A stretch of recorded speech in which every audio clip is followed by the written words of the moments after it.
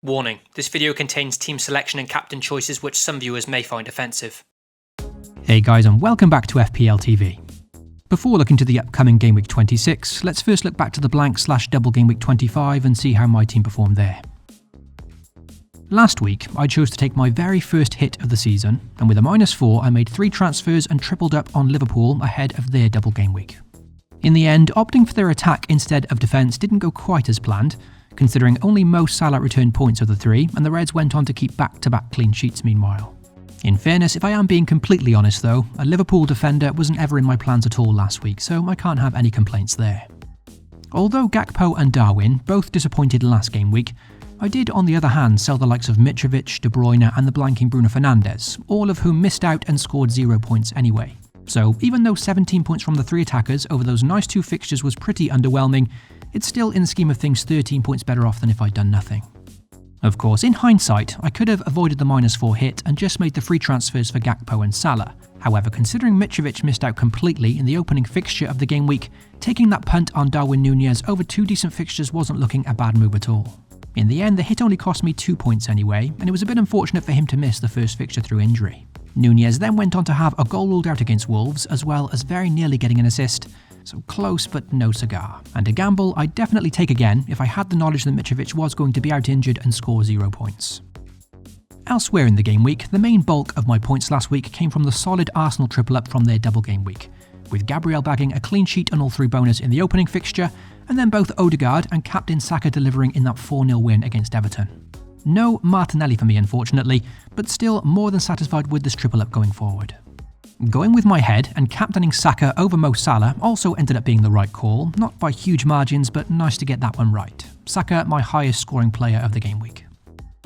Another big plus of Game Week 25 was due to it being a blank for the likes of United and Newcastle, I had to call on my budget enabler in Tyrone Mings, who picked up a clean sheet against Everton, made all the more sweeter considering Villa did score in that fixture too, wiping out the Everton clean sheet that many managers had brought players in for. Mings, one of my biggest differentials last week, getting a solid 7-pointer just when I needed it. My other budget enabler, Rico Lewis, was also very close to blank game week heroics, conceding a pointless consolation goal to Bournemouth in the 83rd minute. Certainly disappointing to lose the clean sheet so late on there. However, I have to say I was simply ecstatic just to see Rico Lewis start that one. It was his first start in 4 Premier League games, and it was perfectly timed considering it was the blank game week. 2 points gained in the end. So for Game Week 25, a very solid score of 94, with a -4 hit, so 90 all out. To my surprise on Wednesday, with Gabriel, Odegaard and captain Saka all going big against Everton, I have to say I was expecting the rise in ranking to be a little bigger. However, as it turns out, 90 was nothing special in the context of the game week and just a very solid score. In the end, it gave me a rise in ranking just like last week of around 50,000 places, up from 369k to 319k. And that's 4 green arrows on the bounce now, so that's pleasing. I think the green arrow could have been slightly bigger had Mo Salah, a very popular captain choice, not scored fairly late on against Wolves, but overall still a very pleasing game week. So let's move on to Game Week 26 now, check out my current team lineup as well as some potential transfer plans. Also, if you do enjoy the content here at FPL TV, then be sure to leave a like and also get subscribed to the channel. You can also hit the notification bell so you always know when a new video goes live. There's been one confirmed transfer so far for me this game week, with Gakpo making way for Brighton's Mitoma, a move that I'd mentioned also in my previous team video. Had Mitoma not blanked last game week, he'd have certainly have come in already instead of Gakpo. But as discussed in my last video, Gakpo came in as a way to afford Mo Salah and was always very likely going to be a 1-week punt, having 2 fixtures to Mitoma's 0. It's also now confirmed that Liverpool will blank in Game Week 28, and considering I'm not yet decided on whether to free hit that week or not, it made selling Gakpo all the more easier than it already was. As for Mitoma, well, he's a player that I've spoken about in many videos this season now, and a player that I've wanted to bring in for a while. It's been a shame to miss out on so many of his points of late, but happy to finally own him ahead of some excellent fixtures for Brighton, and notably many double game weeks to come. Granted, Mitoma won't feature in blank Game Week 28 either, just like Liverpool. So transferring in the Japanese forward now doesn't help my situation for that game week in particular.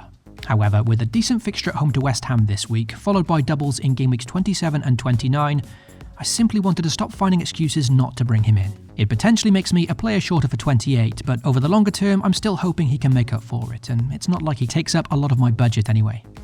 Other managers, understandably, looking at Solly March at Brighton here, or even McAllister, who's looked increasingly threatening in that number 10 role and is boasting some very impressive underlying numbers. But for me, in this case, it's just about buying the player that I've wanted for a while now, and I've been so impressed with Mitoma this season. All three potentially good options, and Mitoma just personal preference. So with that transfer confirmed, let's see how the side now lines up. Of course, having spent a bit of time over on Twitter the past week, it does seem Game Week 26 is becoming a very popular time to wildcard. Understandable considering how the cup fixtures played out in midweek, with us now having a clearer picture of blank Game Week 28, not to mention both Brighton and Brentford having doubles in 27 and 29.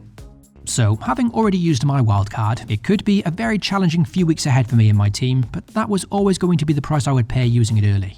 In fairness, since wildcarding in 22, I have managed 4 consecutive green arrows and a significant rise up the rankings. So no regrets there, but certainly a bit of team envy looking at how other squads are now lining up for future weeks. As for this game week though, 26, the team looks solid enough I think, and it's more game week 27 onwards that I'm more concerned about. I guess the biggest difference to my team and a wildcard squad this game week is the double Liverpool attack against a United team who are defending very well, particularly with Casemiro now returning from suspension. Liverpool do, however, face Bournemouth in game week 27 though, so Mo Salah could become a decent differential for that one, whilst others on a wildcard will probably now look to Harry Kane this week, who notably doesn't blank in game week 28.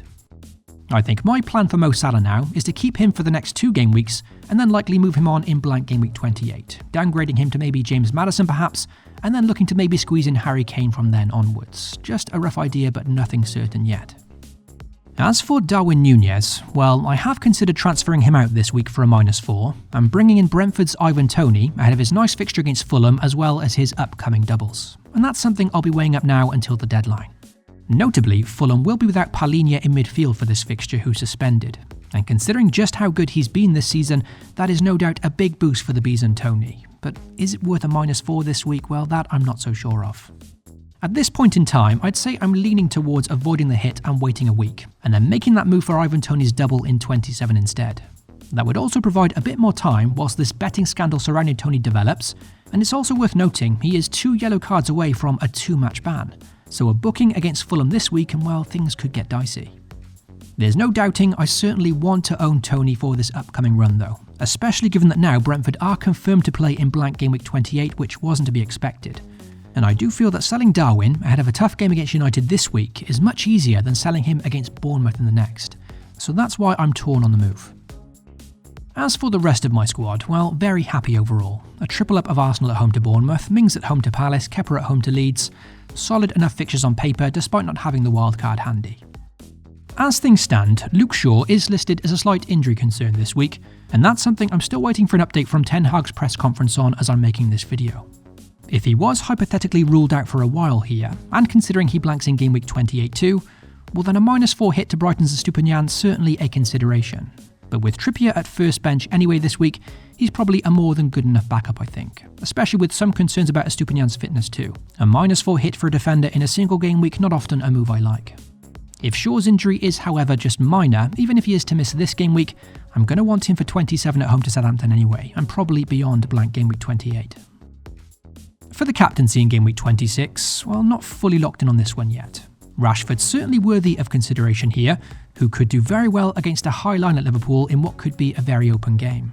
And with many managers including myself more likely gravitating towards an Arsenal player at home to Bournemouth or obviously Erling Haaland, while Rashford potentially a nice differential captain this week.